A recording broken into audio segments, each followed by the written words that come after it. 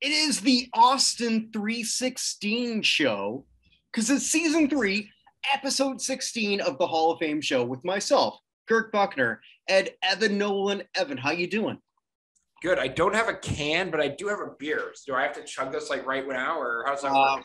It's Or a something bock. like that. I'm not Yeah, sure I can I got a bud. bock. Yeah, I got a bud. So like we can sort of like clash. I got a Lyman Kugel toasted box, so I'm not sure. I'll take at least a sip in his honor. All right, nice. Okay. And that's the episode of the Hall of Fame show where we look at Hall of Fame related news. And we've got something to open up with. Automatically, it's the New England Patriots. Evan is a giant New England Patriots fan, not New York Giants. But don't say giant and Patriots in the same sentence. It goes. My apologies. But okay, you're a Pats fan. Yeah. I'm neutral, but I can honestly say, knowing you as well as I know you, that even if you were not a Patriots fan, you can respect the amazing work that this team and this organization has done towards creating a franchise Hall of Fame, because that's what we love. Mm-hmm. Yeah, I think the Patriots and the Cardinals have the two best Hall of Fame sets. The St. Louis Cardinals, right. Who I honestly am not a fan of at all. That's the one thing Cubs fans and Red Sox fans agree is that the Cardinals fans are obnoxious. Yeah, it's more smug. They're just smug. It's like the Cardinals think they invented baseball. But those two franchises, I think, do the best job overall. And the Patriots didn't have a class last year because of COVID. They wanted to give Seymour the best chance of getting into the normal Hall of Fame because he was elected in 2020. And so they wanted him to have his day alone as opposed to splitting it with somebody. And it seemed to work. So now, after not having a class in 2021, we are back to having nominees this year. All right. So let's look at the three people that they've come up with, which are three phenomenal players who, whether you're a Patriots fan or not, you have to say that they're great. They're just great football players. We've got Vince Wilfork, Mike Vrabel, and Logan Mankins. Yeah. And I've messaged you, so I already know who you picked and who you voted for, because this is open for everyone to vote for. And that reminds me of another sort of Hall of Fame. I don't know if there's another Hall of Fame that does that. Oh, we're going to get there. But yeah. Okay, good. Yeah. It's something that's a lot bigger, but yes. Right. But yeah, because I actually voted for somebody different just because. Fair enough. I mean, I think it's going to be a landslide on this one. I agree. Yeah, go ahead. So this is the first nomination for Mankins, who was eligible for the first time last year, and they didn't have a class, so he didn't come. Wilfork was eligible for the first time this year. This is a sixth nomination for Vrabel. Vrabel's going to have trouble just because he's currently the coach of another team. So I think Tennessee Titans, yes. Yeah, and also it's the coach of the team that beat the Patriots in Brady's last game. So there's a little bit of an issue there, I think, for him. He will eventually get in. I'd actually rather see Vrabel take a seat for like a year and then come up with somebody else. Mm-hmm. But this is going to be a landslide for Vince Wilfork, like absolute utter landslide. It's going to be like, I mean, they don't make any of the votes public as to who wins. I mean, that's the percentages. Mm-hmm. But my guess is it's going to end up being like 65 to 75% for Wilfork, probably 25% for Mankins, and whatever's left over for Vrabel. Right. And I totally agree with you. I voted for Mankins just because I just love those in the trench guys. Mm-hmm. Not because I don't love how do you not love? I don't care who you are. If you are just sort of like an independent football fan, how do you not love Vince? Yeah. I mean, just the whole video when he showed up when he went to the Texans and he showed up wearing just overalls and sitting there with a hat that said ribs on it. Okay. Didn't he do something with Kingsford? Okay. Okay. What's that damn reality show? I don't know. Shit. I might be wrong. He did do something with Kingsford charcoal. That much I could tell you. Okay. I could be wrong, but that reality Shark Club or Shark Tank. Thank you. Yeah.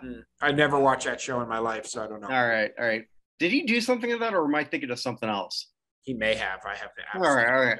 Or it just seems like somebody, okay, if he does that, like, okay, Vince, here's my money. I could be way off. I could be and so, and he and his wife Bianca are still two of the most beloved, like probably the most beloved couple, Patriots couple of all time, like just husband and wife together for what they've done and everything. So Vince is going to win this in a landslide. A lot of people, by the way, were talking about how it's unfair that Parcells got snubbed. I just want to address that quickly. Yeah. So the argument for Parcells is that he led him to a Super Bowl and that he saved the franchise from moving to St. Louis. That's the idea. To which I will say, Bob Kraft saved this franchise from moving to St. Louis, not Parcells. And remember, everyone's like, well, he was the person who brought in Teddy Bruschi and Lawyer Malloy and all these other folks, Ty Law. I'm like, okay, well, why did he leave? Because they weren't giving him enough to stay in personnel decisions. So he left over the drafting of Terry Glenn, God rest his soul, right? He called Terry Glenn she in the press conference. Oh, I didn't know that. Oh yeah.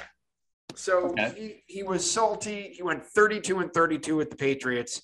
He quit on the team right before that Super Bowl and moved to the Jets and took our best running back in franchise history with him immediately upon leaving. Yeah. It started the Patriots-Jets rivalry that went on for about a decade before the Jets became the Jets and now have one of the largest. It's now 12 years since they've made the playoffs, which in the NFL is very, very hard to do. I just voted for Logan because I figured I just wanted to get that number 2 spot up. It's strategic voting on my part. Fair enough. I mean, I think Vince is getting in, but just so you know, the semifinalists. As he should. Yeah, the semifinalists who didn't make it, so they had 9 names. Yeah, please. So they had Parcells. They had the better coach candidate, Chuck Fairbanks, who was the coach of the 70s Patriots that honestly were within one of the worst penalty calls of all time of beating the Raiders and maybe winning the Super Bowl in 75. The roughing the passer call on Sugar Bear Hamilton, on Ray Hamilton, is still insane to this day. So anyone who complains about the tuck rule, that was actually properly called. The roughing the passer was not. Before you go any further, like if anyone wants to like look at that tuck rule game, like there's this great show that we can look at. It's called the Classic Sports Review. I think who was the special guest? I think you were. Guest? Yeah, I think that was probably me. Yeah, and me and Wayne. Yeah, Wayne Mabry, the Violator. So we got the Violator and Evan. I'm pretty sure that's like the worst Rush album. Yeah. So anyway, that was Violator and Evan. I will say this: if I've said it once, I say it 1,000 times. Yeah. Wayne Mabry may be the nicest person on the planet, which is completely unexpected, seeing as he is the Violator. But it's legitimately possible he's the nicest person on the planet. And if you don't know what we're talking about, just look up Violator Raiders, and you're gonna say like, "This guy's the nicest guy." Oh, yes, he is. Yes, he is. 100%. Yeah. So anyway, Fairbanks and Parcells. The other ones were Wes Welker, who's got to be a candidate here pretty soon. Yep. Julius Adams is another great guy left over from the 70s into the 80s. Lawyer Malloy, who got a couple Super Bowls with the Patriots and then famously got cut before the 2004 season. And here's a question for you. Who is the last one? John Smith. Was he with Pocahontas? Yeah, I think that was a different one. Oh. This John Smith has 2 of the most famous field goals in the history of the NFL. One, he was the kicker during the snowplow game where the guy went on and cleared the field against Miami so he could kick the field goal. Mm-hmm. And the other one was he was about to kick a field goal on Monday Night Football in 1980 when Howard Cosell announced to the world. No? Okay, yeah. John Lennon had died. Yeah. So John Smith is on the screen lining up a kick when Howard Cosell announced that to the nation. So anyway, so out of those guys, I think if Wilfork gets in and there's nobody else, my guess is Welker is next man up after this. So, and eventually they'll get to Malloy, but they still have Brady and Vinatieri and a whole bunch of other guys to get to. I mean, that's why I did strategic voting this year. I mean, I really did. So like we've got a few things to look at. You know, one of the great things I like about our show is we talk about a bunch of stuff, and then there are things that happened previously that I think are sort of relevant. You sent me a couple of things that we'll talk about. One I didn't send you. Tammy Sitch is being sued.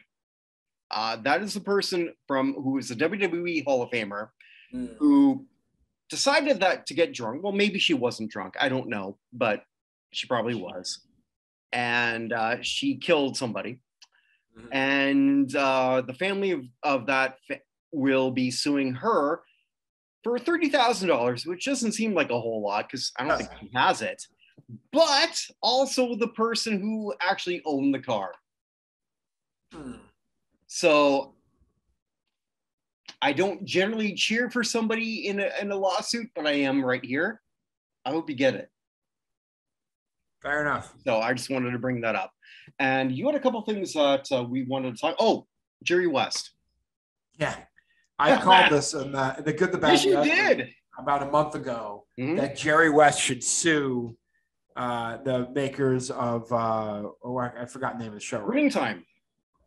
Winning Time. Yeah. Jerry West, by all accounts, is one of the most mild-mannered people on the planet. Well-respected, and they made him into a rage monster in this show. Like throwing his MVP trophy, like just being furious that they drafted Magic Johnson, all these other things that made no sense. Finally, he was like, enough of this, and sued for retraction and damages, which I hope he gets it. Absolutely no issue with. Yeah. I hope he gets it. Because like who came out and said a bunch of stuff that Kareem. So Kareem comes out. Kareem, who turned 75 this week, by the way. And happy birthday to you, my friend. Who you can vote for on the United States Athletic Hall of Fame, www.nothalloffame/ nothalloffame.com/USA. Yeah.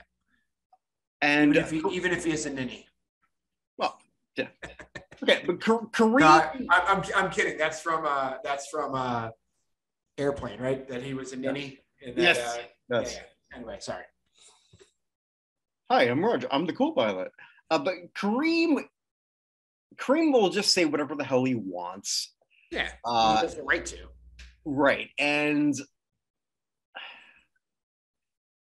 it's not just him, just like a pile of other people who said, like, what the fuck are you doing with West? Like, this is not the guy we know. And is it entertaining? Yeah, I'm entertained watching this show. I'm not going to lie to you. Super entertaining. Yeah.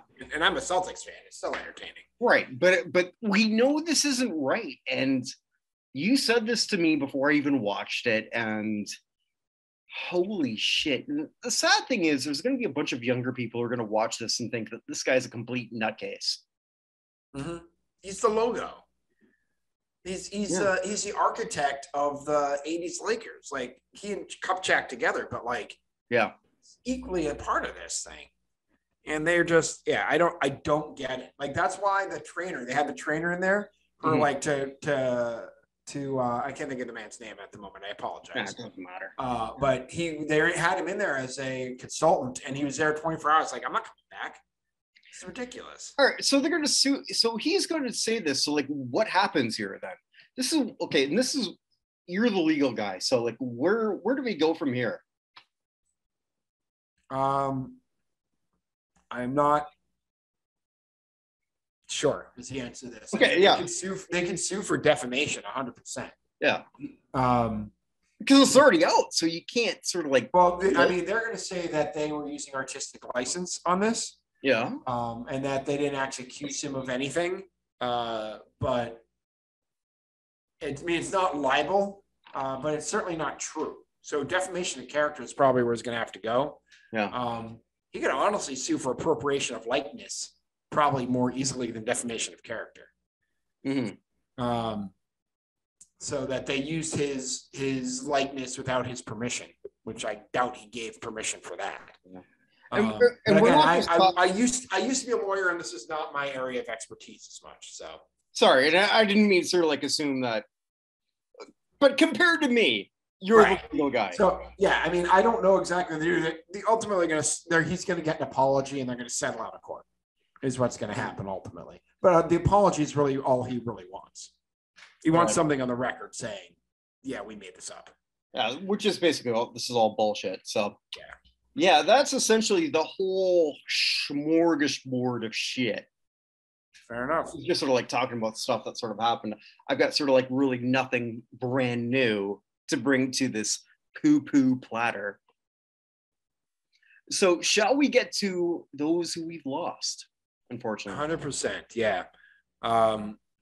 So we lost a couple of pretty big names this week, which we'll get to towards the end. I will say that nobody from Hungary died this week, as far as I can tell. So, all right, tell everyone why that matters. Again, for you guys just tuning in, we have our fictional mass murderer, the Beige Mistress, who I noticed back in the day when we started this 3 years ago, when I started doing the death rattle here, that every week there was another Hungarian athlete who passed away.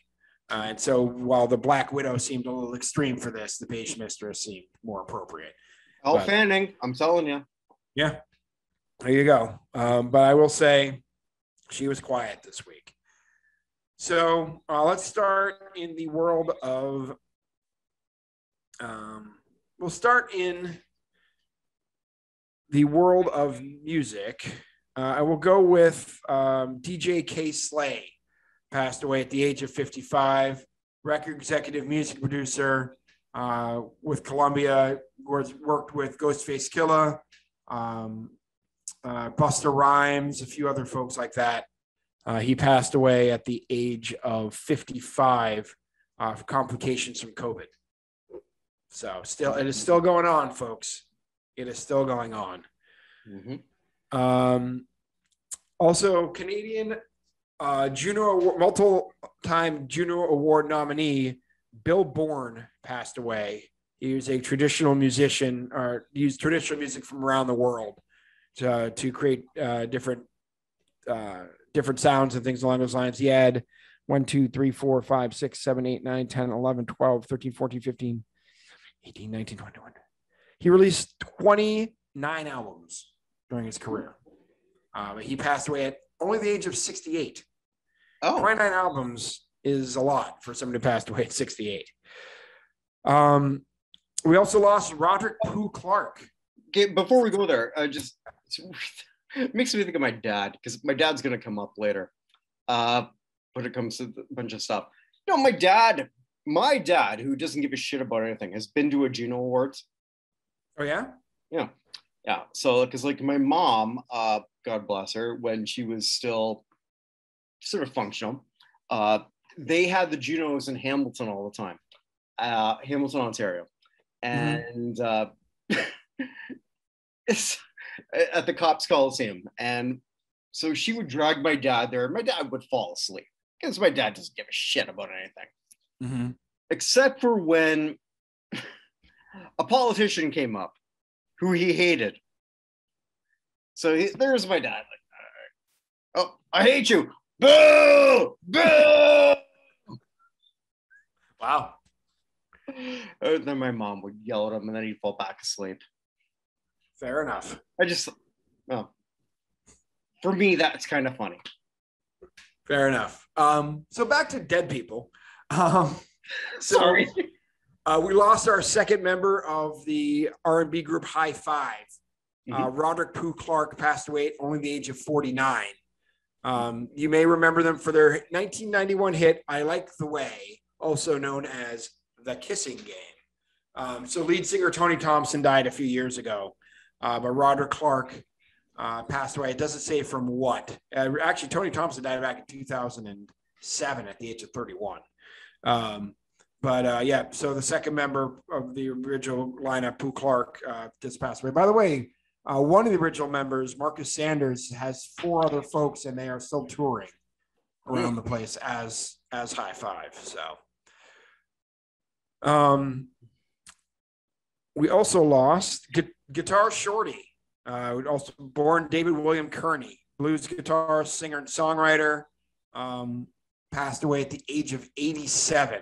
Just another one of those guys who is all over the place playing with a whole bunch of people. Spent a lot of his time with Little Willie Dixon, but also played with T-Bone Walker, Big Joe Turner, and Little Richard, among others. Legend. Yeah. So he released 1, 2, 3, 4, 5, 6, 7, 8, 9, 10, 11, 12, 13, 14, 15 albums on his own, in addition to working with all those other folks. But 87 is a pretty good amount for blues man. So RIP, sir. Mm-hmm. Here's a trivia question for you. What's a luthier? The answer is 4. That is not the answer. What is a luthier? What's a what? Luthier. Luthier. I don't know. It's someone who builds guitars. And we lost one of the greatest guitar builders, Rick Turner, who was born Warwick Lancelot Armstrong Turner III. If my name was Warwick Lancelot Armstrong, I might also go by Rick. But Rick Turner passed away at the age of 78. Most famous for basically being the guy who did all of Lindsey Buckingham's guitars. Sorry. But yeah, he also was a member of his own band as well. I can't remember what it was. I saw it earlier. I can't think of it. But anyway, he did Lindsey Buckingham, John Entwistle, and a bunch of other folks. He designed the guitars. He passed away from congestive heart failure and a stroke at the age of 78. So we also lost Rock Hall of Famer Art Roop. Passed away at the age of 104. Damn. Arthur Newton Goldberg, founder of Specialty Records, who got in, known for rhythm, blues, and gospel and early rock recording. So he was awarded the Ahmet Ertegun Award in 2011, along with Elektra Records founder Jack Holtzman.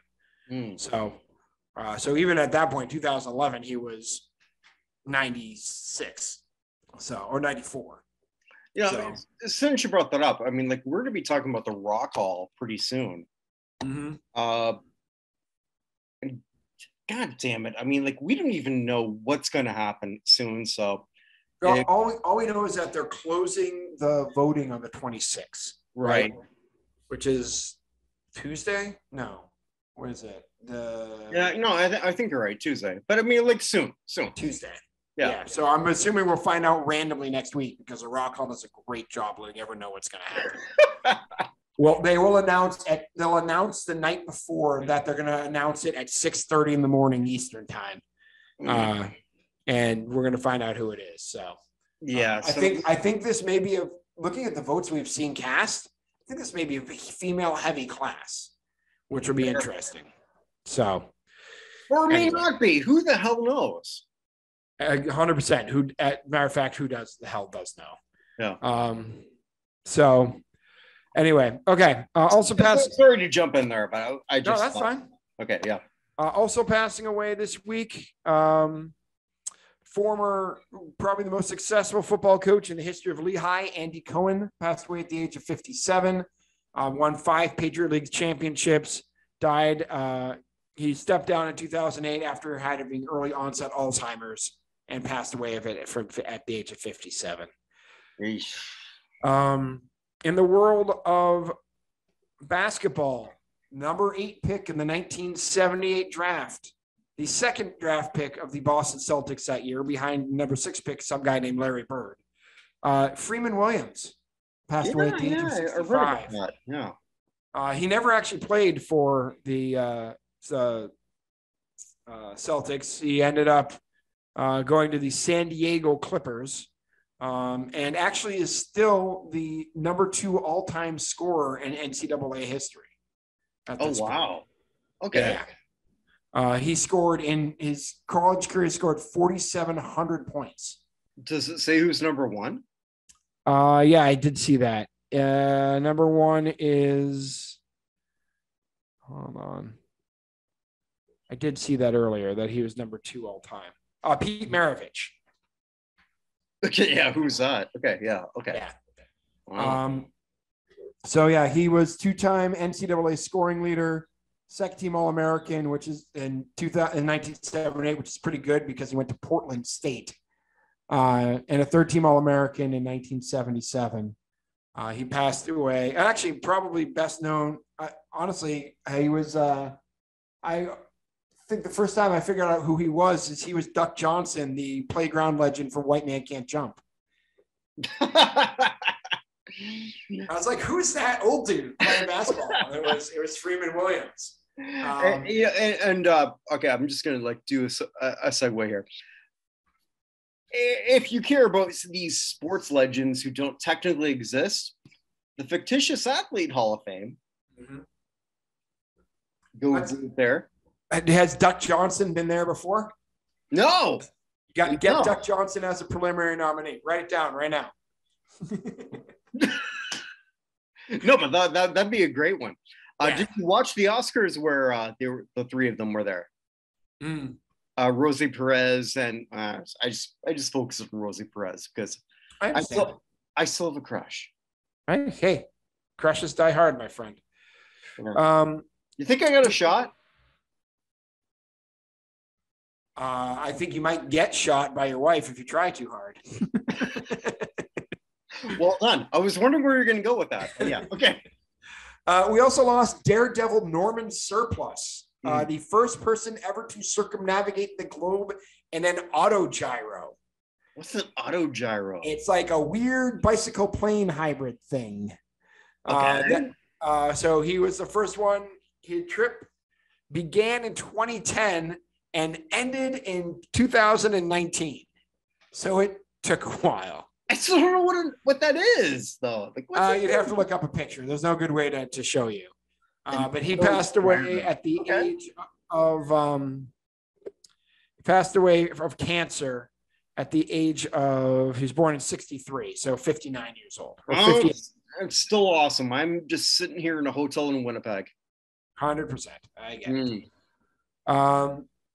From a couple people I want to go through from the world of acting, we lost a longtime actor Robert Morse. Passed away at the age of 90 today or yesterday. Yeah, from like I didn't know who he was until Mad Men. Yeah, yeah. And I mean, he was in everything, and he was a voice actor for a lot of things. So he was in Rugrats and Superman, the animated series, and Real Monsters and Tiny Toons and Pound Puppies and Legend of Korra and all sorts of things like that. So also won multiple Tony Awards for Best Actor in a Musical and Best Actor in a Play. He won both. Or for Best Actor in Musical in 62 for How to Succeed in Business Without Really Trying, and the play True, TRU, which I can't tell you what that is. But he won an Emmy for that same role in 1993, the TV show version of it, and won a SAG award for his as part of the Mad Men group in 2011. So just a great show. But yeah, I love it when actors or just like anybody sort of like really hits their stride after 60 or 70. And that may or may not be the case for Robert Morris. I'm not sure, but I don't know. Apparently, True is a one-man play about Truman Capote, by the way. All right.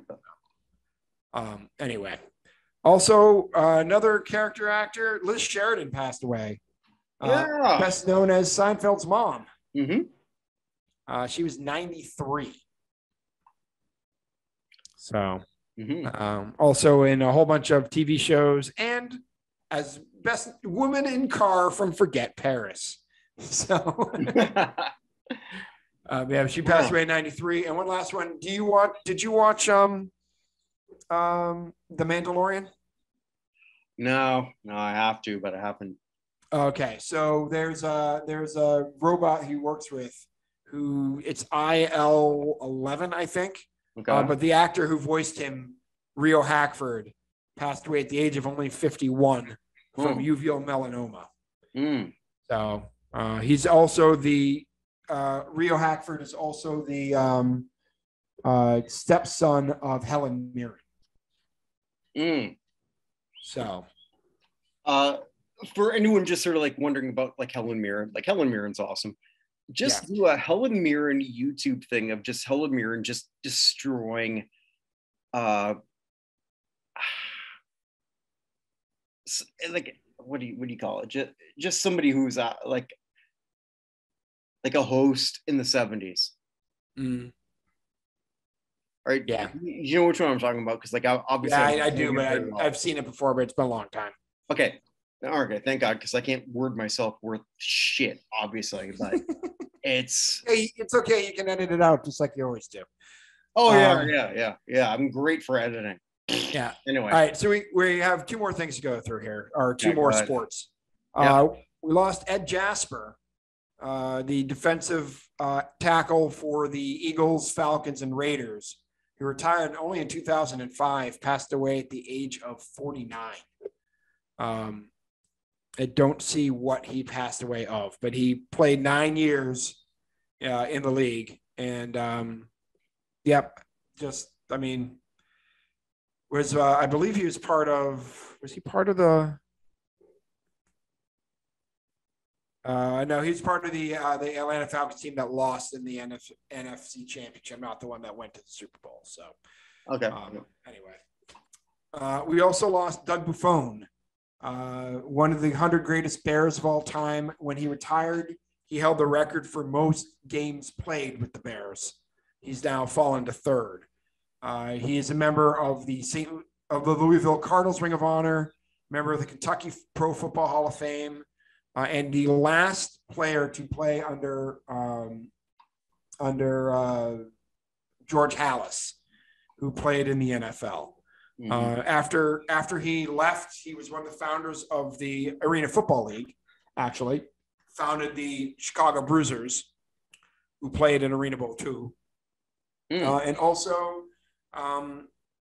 was with the USFL and the Chicago Blitz at that point. Okay. And probably around here, best known as a longtime radio host on The Score, WSCR, which is the big radio sports network here in Chicago. So he passed away at the age of 70. It said he died of an illness, which is not very descriptive. Passing away today, though, Daryl LaMonica. Former the Mad Bomber. Yeah, from the Raiders. One hell of a quarterback that I think that this is just my opinion. So Raiders fans, you can either agree or disagree. I think this is a guy who maybe you should sort of like push more than you are in terms of Jim Plunkett, but that's just me. The problem with Monica is he has a completion percentage under 50%. Now I know the time period that he played is a very different time, but he's at 49.5% completions, which seems a little bit difficult. But he's a second team All-Pro in 1970, two-time Pro Bowler in 70-72, AFL MVP twice. Right. In 67-69, the AFL Championship MVP in 67, AFL champion in 64, 65, and 67. Although to be fair, the 64 and 65, he was the backup quarterback of the Bills when he was there. Three-time AFL All-Star, AFL passing leader, two-time AFL passing touchdowns leader, and AFL rushing touchdowns co-leader, believe it or not, in 1964. Yeah. Played at Notre Dame. And one of the coolest names, honestly, in NFL history, Daryl LaMonica. Okay. All right. I wouldn't have said that, but okay. Fair enough. Either way, somebody who is a fringe candidate for the Pro Football Hall of Fame. I think you and I can both agree for that. Yeah, well, the Professional Football Researchers Association named him to their Hall of Very Good in 2013. So. Okay. All right. Segueing from that, the next section is. Hold on, I got one more. Oh, I'm sorry. Sorry, the biggest name of the week. Okay, go ahead.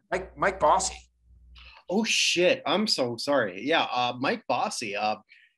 in my lifetime as a kid or like as a teenager, yeah, like one of the greatest forwards of my life. Like for what he was, man. Like again, when I was a kid, like growing up, it was the Islanders coming up, and then the Oilers. Bossy was the goal scorer of that whole of all of that. He was a sniper, and when you look at in terms of stats, okay, there's a lot of people who can get more goals than Bossy did. Very few had the accuracy that Mike Bossy had. Very few. Bossy was amazing. You take Bossy out of that Islanders team, they don't have four Stanley Cups. They just don't. 100%. There's no question. Yeah. Nine.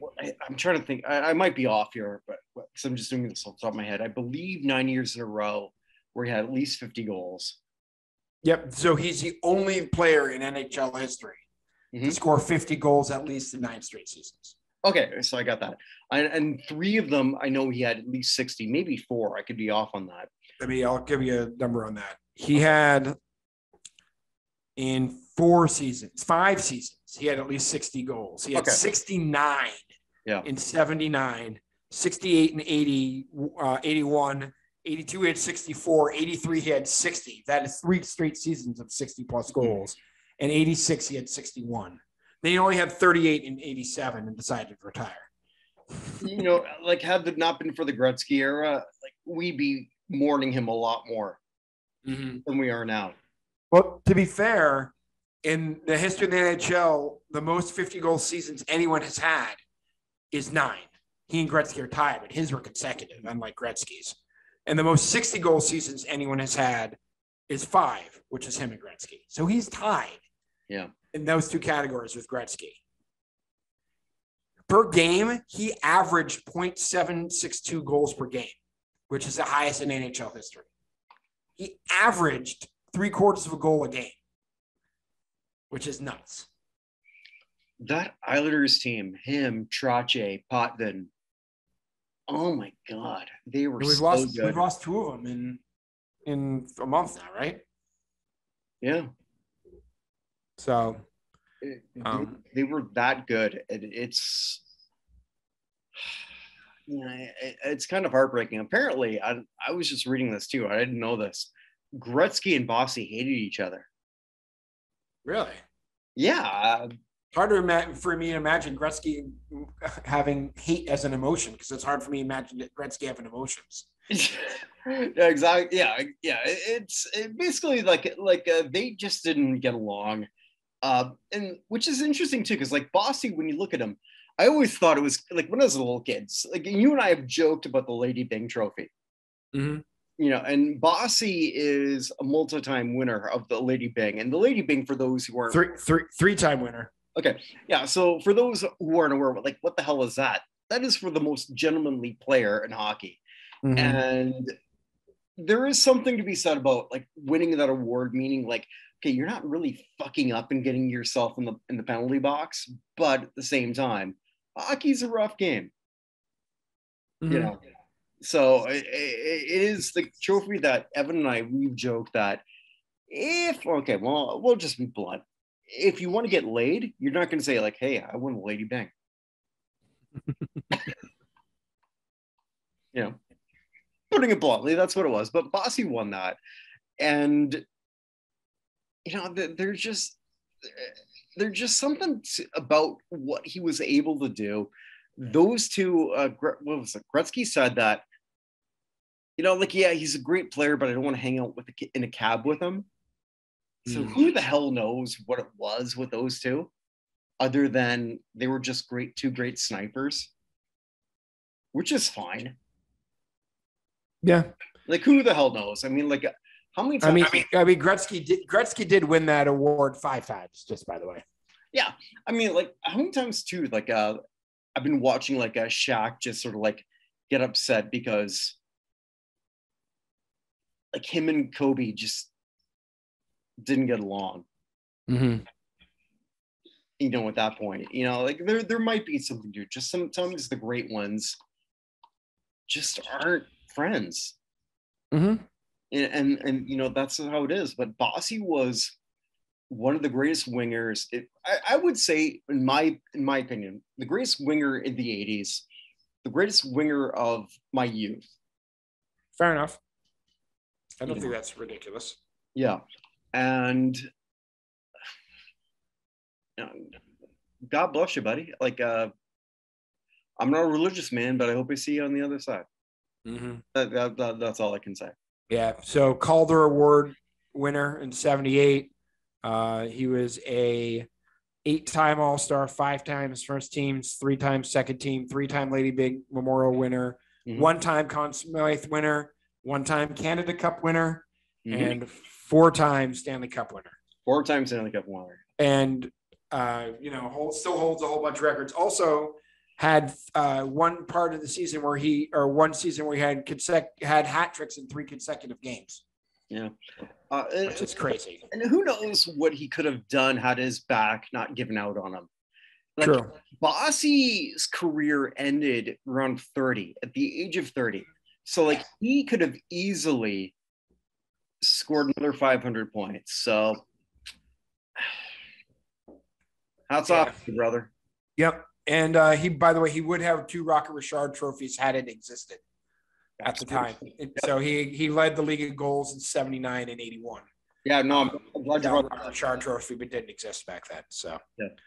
But yeah, he had lung cancer that he was diagnosed October of 2021 and passed away in April at the age of 65. So there you go. That's my list. Yeah. All right, so this segues to my section, which is the elevator up, elevator down. So, like, who in the last week has made a Hall of Fame case for, and who hasn't? And I don't have any elevator down. I've got 2 elevator ups. And one's a pretty obvious one, but we've talked about him already. And I really want your take because you're a Celtics fan. Marcus Smart won the Defensive Player of the Year. And we talked about him as a possibility last week. And we were both, I think you were higher on him than I was. I would have voted for Gobert personally, but fair enough. I had no problem. Gobert's problem and Smart's, here's the difference. Every single player in the Celtics rotation is an average or better defender. There are no black holes on defense on the Celtics team right now. And several of those players are significant plus defenders, right? Including Smart. Everyone in Gobert's team is a negative defender, except maybe Joe Ingles, and he's been injured. And so it makes Gobert look like he's awful because he's the only person who knows what he's doing. Yeah, and there's something to that. And I like Marcus Smart. I have nothing against Marcus winning this.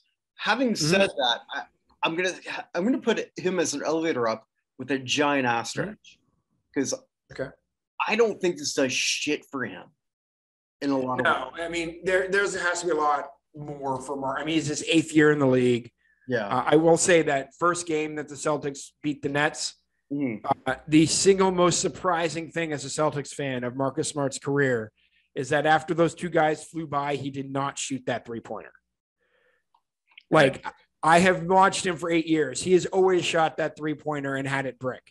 But the fact he passed it and everything else, he's now finally become a point guard, will help the Celtics in the next couple of years win a championship, or maybe 2. I'm not saying they will, but if they did, that would help. But this is probably the first notch on his resume. A second notch may come, and this is from Mike Gorman, who's the longtime Celtics play-by-play guy, is he's anticipating 36 is the next number the Celtics are going to retire.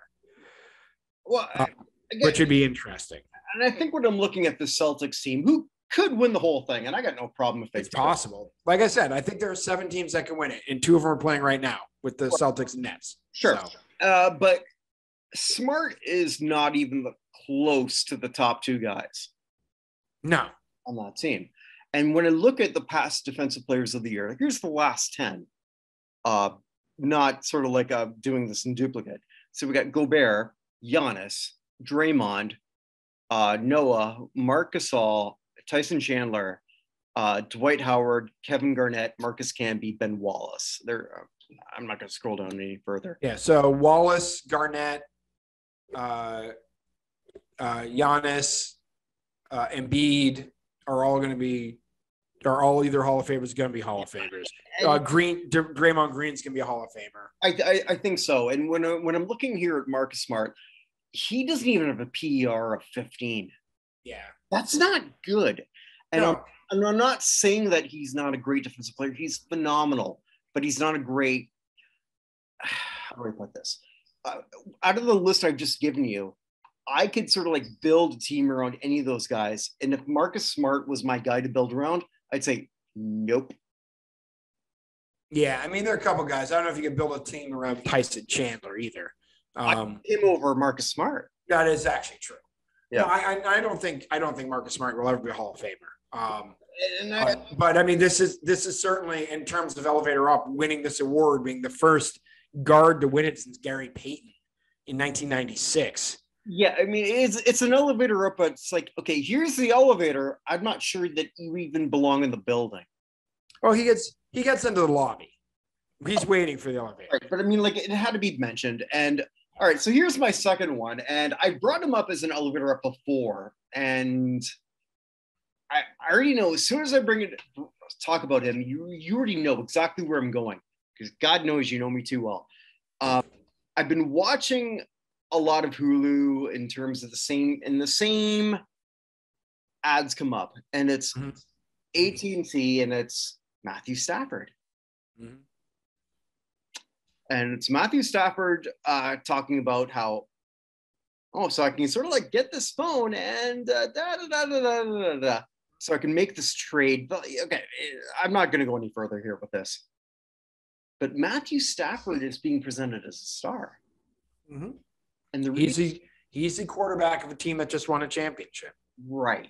And if you're a quarterback and you're a star, this means shit. This means a lot of shit. So when a lot of people look back, and you and me both, who didn't watch Joe Namath, when we look at his stats, and we say, like, what the fuck? Right? Mm-hmm. And there's something to watching about Matthew Stafford here, who did everything that he was supposed to do. The team was right. The Rams management was right. They're building him up as something. I don't know. I don't know what that means for next year. I have no clue. I got no idea. But right now, there's a massive multi-billion-dollar company saying, here's a guy who's a star. And we don't have to say like underneath in like cursives or whatever. Rams quarterback Matthew Stafford. Mm-hmm. It is. And to be fair, he comes off as super charismatic in that commercial. Yes, he does. Which makes me wonder, like, what the fuck is Jared Goff thinking? When I told my wife who that was and that he was 34, she's like, he looks like he's 22. What the heck? But here's the thing about Stafford. So Stafford now has a hang out with them, and then my wife needs to hang out with you because she thinks that you're like 22. No, there we go. Thanks. I still owe her money for that. So Matthew Stafford is 5 yards short of 50,000 in his career. Mm-hmm. Yeah. He will pass, unless he gets injured, he will pass John Elway for 11th on the all-time passing list. You know who's right ahead of Elway? No, who's? Aaron Rodgers. Mm-hmm. He's like 5,000 yards behind Aaron Rodgers, who's got 4 more years in the league. Technically, Rodgers sacked for a while. I understand that. Okay. But he's only 5,000 yards behind Aaron Rodgers and has as many championships. Now, a lot fewer MVPs, but he's as many championships as Aaron Rodgers does. So, I mean, if he's only 34, right? Rodgers is 38 now. I think so, yeah. So, and Rodgers does not seem to really enjoy football that much. I do think it was funny. He went to the Bucs game for the first time last night and they ended up losing. Aaron Rodgers taking another playoff loss. Trended on Twitter, yeah. Yeah. But there's but by the time he's done, let's just say Stafford averages 4,000 yards a year. Yeah. The next 4 years, just in the next 4 years till he's 38, right? 16,000 yards gets him to 5th all time with only Brady, Breeze, Manning, and Favre in front of him. Because fifth right now is Roethlisberger at 64,000. Mm-hmm. And Matt Ryan and Aaron Rodgers are both ahead of him. Matt Ryan's 10,000 ahead of him. Rodgers is 6,000 ahead, or 5,000 ahead of him, right? And Brady's, putting things out of the stratosphere. Yeah. But like, if he finishes fifth or fourth, and that team would certainly win another championship. They very well could. And I think sometimes we forget. I forget. It's not Hall of Stats. It's Hall of. It is not. And what he's done in the last little while has exasperated his fame. And we can't diminish that. Mm-hmm. And he's done a great job with that. I don't even know what I think of him. And I'll admit, I was way off. When that trade happened, it's like, what the fuck are they thinking? Oh, I got that one wrong. And I thought they were a quarterback who could throw the football more than 10 yards downfield away. Yeah. I mean, like what's the Jared Goff commercial? It's like, I'm thinking of Simpsons, like that tire fire that just keeps going. Like, yeah. I don't even know, like what he would possibly do. And he did. Whoever wrote that, it's like, okay, you're doing that without him being snotty. Mm-hmm. It was brilliant, and he feels more like a star to me. Mm-hmm. And whether that through osmosis means that something to the voters, I don't know. It does to me. Mm-hmm. Jared Goff is 103rd right now, by the way, right behind Bobby Hebert. Oh my God! But he's between the three in front of him are Jeff Blake, Neil O'Donnell, and Bobby Hebert, and the three behind him are Gus Frerotte, Jack Kemp, and Jim Zorn, followed by Jameis Winston, and perennial NFL nominee Jake Delhomme. 108th. So just throwing that there, I just thought, because I keep seeing that commercial over and over and over, and we're talking about a national product. But anyway, let's move on here, or to conclude. Evan always concludes with the good, the bad, and the ugly of sports. I don't even know what you got. You didn't even tell me. Yeah, I didn't. Actually, the first one's not going to be sports. It's actually a thank you to Nick Bombach and the Rock Hall Reconsidered project, which has finished this week. We've talked about it several times. All right, tell everyone what that is, because they may not know. Because we're going to do something similar with that. But yeah, go on. Yeah, I'm pulling it up right now. So the Rock Hall Reconsidered project basically starts the Rock and Roll Hall of Fame over. Mm-hmm. And had a whole bunch of people voting for who should get into the hall. Now there were 40 nominees every single time, and you could vote for 15. And any group that got 50% would get in the Rock Hall. Now that seems like 50% seems like a low number, but it's not. No. There are a lot of bands that barely made it through at 50%. You're like, oh my goodness, I can't believe they're barely through, right? Like Marvin Gaye had 50% when he got in, because at that point it was so great. And Evan and I were very honored to be in. We were 100% part of this. Yeah, but it was interesting seeing how many more people got in, and I feel like I'll be honest. As we get towards the end, there are a few bands who I'm like, okay, what are we doing here? They seem like we always complain about pet projects. And that's, of course, some of the bands I loved. I'm sure people would put pet projects on. Like I voted for Sharon Jones and the Dap Kings every single time they came up because I love Sharon Jones. Really? The Sharon Jones and Dap Kings belong in the Rock Hall? Probably not. Did we elect them the Rock Hall? Yes, we did. For every Sharon Jones and the Dap Kings I did ask specifically why Fountains of Wayne kept getting nominated, and there was a very passionate defense about it. I'm like, I love Stacey's mom as much as everyone else as a joke. And then people got really offended that I only brought up Stacey's mom because they had, tons of other records and everything. And I'm like, okay, I left it alone. I just want to be like, so what's the difference between Fountains of Wayne and Semisonic? who also has a bunch of really great music and never got nominated. But then that just starts a pissing match, which is not what I was going for in that situation.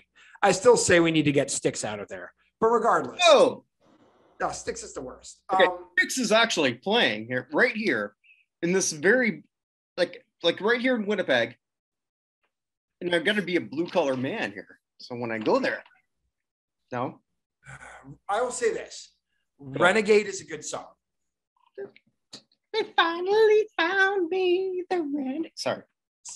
Come Sail Away, Mr. Roboto, and Lady. All, like, if we could do that record, that movie where the guy, where the whole world forgot the Beatles. I can't remember the name of that movie. The whole world, except for one guy. If we could just do that with Styx and just have the person come up with Renegade and let the rest get lost, I think society's better as a whole. Okay. To be fair, like when I did see them play, that was without the curly-haired douchey guy. What's his name? Crap. Come sail away, come sail away. Yeah, Dennis I know. DeYoung. What? Dennis DeYoung. Oh, Dennis DeYoung. Yeah. Okay. Yeah.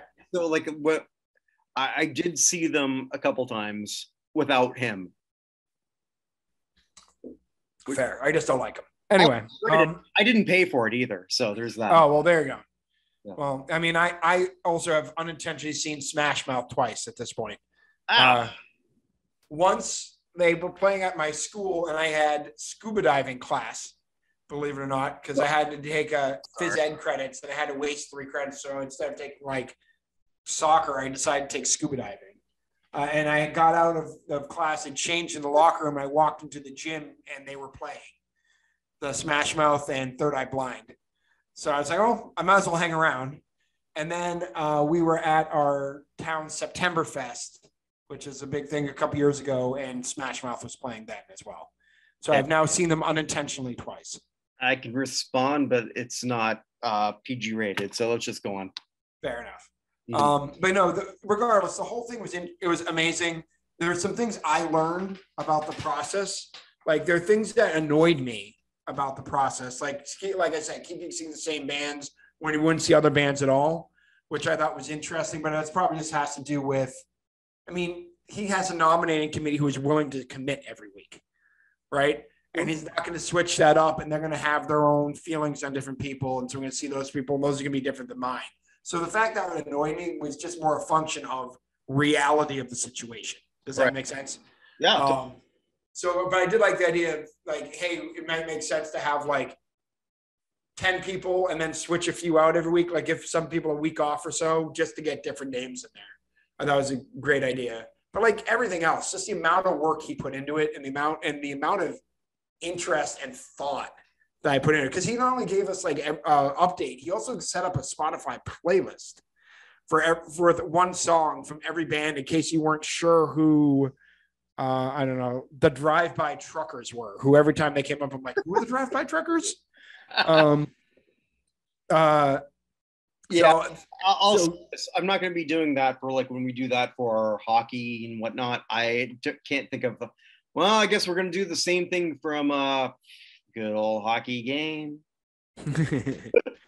So, I can't. Yeah, but the whole thing was amazing. And I just wanted to take the opportunity to thank Nick and guys over at Future Rock Legends and everybody else who participated in getting that thing going and moving. So, well said. So that was that. The bad. What happened with pitchers this week? What pitchers? What's up? Well, first of all, I will say Mr. Bauer got himself suspension extended today. So that happened. But did you see there were a couple of things. Did you see the JUCO pitcher in Texas? Yes. I hit the home run off him, and he'd come around third base and he smacks hands with the third base coach, and the pitcher just charges him and takes him out. He got suspended for 4 games and thrown off the team today, by the way. And then in the Binghamton Portland game today, the AA. I don't know where we're going. Okay. The Binghamton AA game against the Portland Sea Dogs. The pitcher threw inside and it hit the Sea Dogs batter. Could he have maybe gotten more out of the way because he wasn't that far outside? Yeah, but it still did hit him in the hands. Like, he wasn't like he threw his hands out there. It hit him in the hands. And so he's walking to first base, and the catcher or the pitcher's yelling at, I think, the umpire. And the runner takes offense. It's like, dude, you hit me. And so the pitcher walks towards him to challenge him to a fight. And the guy walking to first base obliges and just cold cocks him and knocks him to the ground.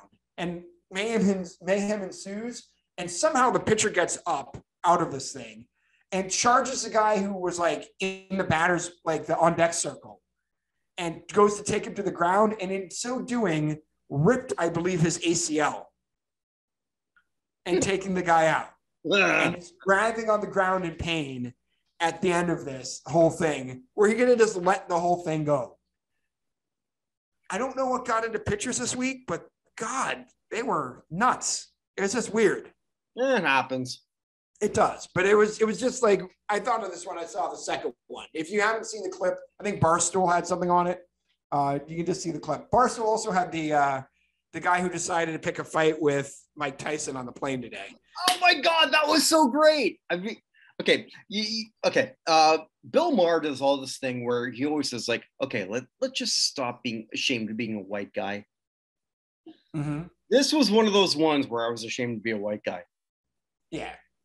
I mean, Mike Tyson's telling the guy, dude, leave me alone. Leave me alone. It's a JetBlue flight. The guy is trashed. Yeah. And trying to pick a fight with Mike Tyson. And apparently at some point makes contact with Tyson. Mm-hmm. And Tyson just grabbed him by the shirt and rearranged his face. So, and you know what? Be credit. Literally nobody on the internet blamed Mike Tyson for this. You saw the headline, you're like, oh God, what did Tyson do? And then you saw the video, you're like, oh, I get that. And to credit to the guy who got his face somewhat rearranged. Granted, he was drunk when that happened. It's just like like he wasn't even. He owned it. Jeez, which is great, but still. Yeah, just don't. And the ugly this week is, I think I have to think about this because I didn't really have anything particularly ugly happening this week. We did have Dawn Fear getting off on the Patrick Beach thing altogether, which is ridiculous. But I don't feel like talking about it again. Yeah. What I do feel like talking about in general is sports journalism's need, and maybe it's the need of all journalism, to give an end to a story before the story is over. Okay. And what I'm talking about in this is I've talked about my Celtics. They're up 2-0 on the Nets. Right. And Kevin Durant has had 2 games which were not his greatest, right? He has one more made basket than turnovers at this point through 2 games. He is being harassed and challenged, and the Celtics have won both games at home, which they're supposed to do as the higher seed, right? Mm-hmm. Every news station today, or on CBS, NBC, all the sports stations, ESPN in particular, were burying the Nets. Why the Kyrie Durant thing hasn't worked, why I need to break it up, is Durant's time over, like all of this stuff. It's 2 games of a 7-game series where the home team won by a combined 8 points. Mm. Right. Like, let's not, again, as a Celtics fan, do I hope they sweep? Yeah. But let's not piss off Durant, please. Mm-hmm. Like, there's just a lot of reactionary everything on everything. There has to be a first take on everything where it's all in absolutes, right? Like, Shannon Sharp today posted a picture of, last night posted a picture of Durant's numbers and a gif of himself going, like he was going to rip into him, like, say, like, why? What are we doing? Well, and I get, again, I'm not here to defend the Nets. I'm certainly not here to defend Kyrie. But, like, there doesn't need to be this. It's 2 games in. They may be able to fix things. Like, they're not passing. They're playing iso ball. They have better passing, better spacing, better movement. There's no reason they can't get back in the series. We all thought it was going to go 7 at the beginning, right? And so, like, what are we doing here? Why does this happen with absolutely everything? Yeah, no, I totally agree with you. It's like, this has got to be like again, I'm sort of like going on your space here. I can't even imagine how many. I can't count the amount of articles or think pieces I've seen on why Tom Brady is done. Yeah, or the whole Tom Brady trying to get himself traded to Miami and bring his own coach in, but got busted by the Rooney Rule and Belichick.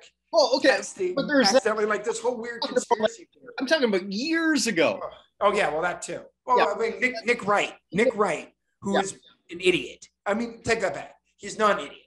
He takes idiotic sports takes so he gets well known and gets replayed. Chris Broussard does the same thing. Yeah. Well, I mean, what's Max Kellerman talked about Brady's cliff in 2015. Well, to be fair, like when you and I do this every day, and eventually we're going to get there. Yeah, we're going to mess that up too. Maybe. But I mean, elevator up, elevator down is a little bit different than KD's career is over.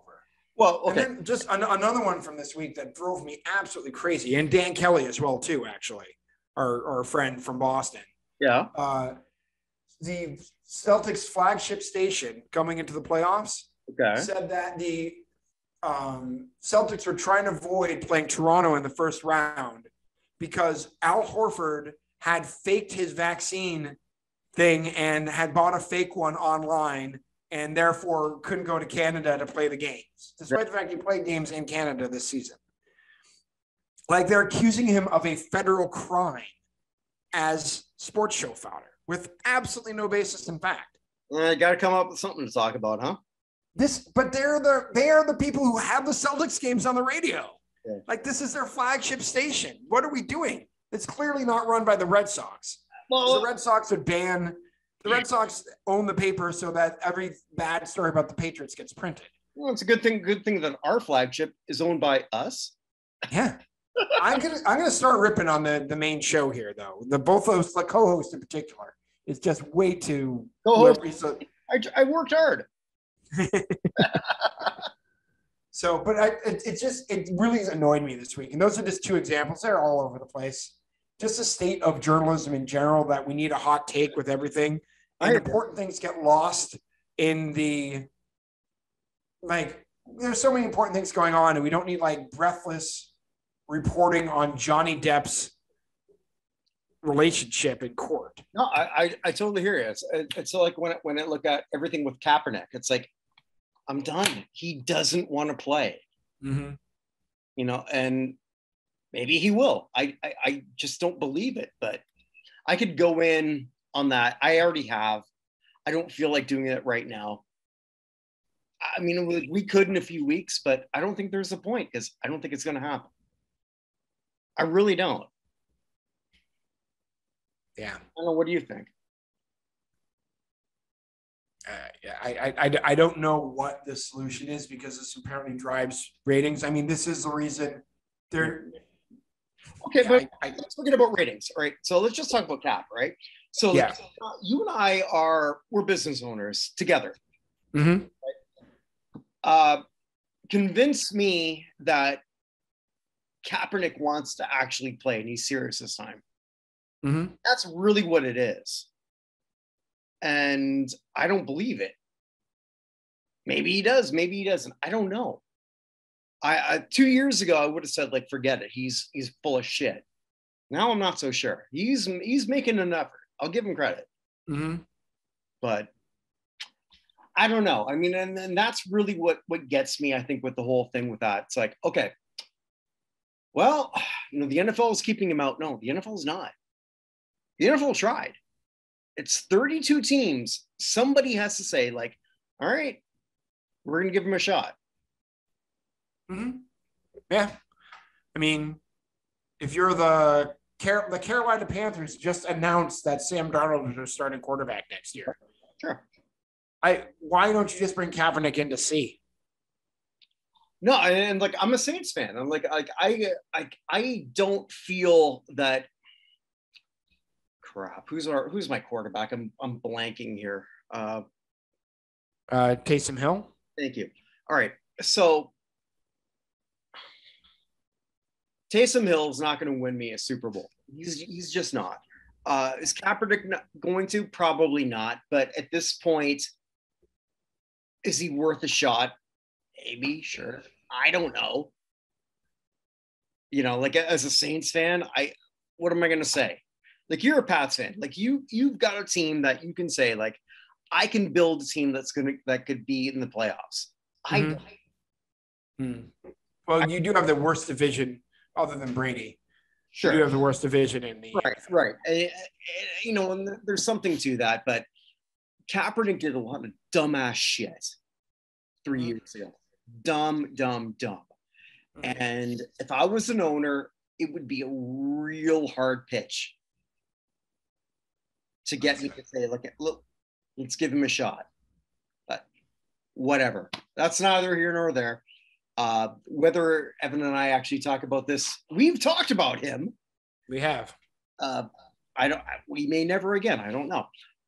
Saying that, thank you all for watching, for listening. This is the flagship show of the Hall of Fame, of notinhallofame.com. We've got a lot of other stuff that we've done. I was really proud of a show that we did recently with people who want to get Cyndi Lauper in the Hall of Fame. So check that out. That is the 3 wonderful people. I'm so proud of talking to them. Check that out. The Cyndi Lauper for the Hall of Fame. That's really, really good. Vinny Laspinuso does a lot of great stuff with us where he makes some Hall of Fame cases for people, hey, maybe you've never heard of, but he's come up with something that we're going to be doing shortly. Hey, Evan, you ever heard of Theodore Roosevelt? I have. Teddy Corey. He's the president who can't winning the races at National Stadium. Oh, yeah, by the way, National Stadium, maybe coordinate with the people in D.C. before you have a flyover and they don't have to evacuate the Capitol Hill. Well, there's just that. Saying that. Sorry, continue.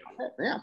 Well, the next show that I do with Vinny is going to be about why Theodore Roosevelt, former president of the United States, belongs in the Pro Football Hall of Fame. And it's actually pretty good. I'm really excited about that. So cool. Him and I, we've talked about that offline, and damn, there's some stuff I didn't know. I'm not surprised Vinny uncovered it. So, yeah. So I'm really excited about that. There is going to be a show coming up pretty soon from us where we look at this crap was on national television, and we're going to be looking at the 1989 Oscars. Nobody slapped anybody, but maybe they should have. Fair enough. Yeah, maybe they should have. And also the usual show where we look at weird songs that went number 1. Wherever you are, wherever you may be, thanks so much. Stay safe, everybody. Take care, everyone.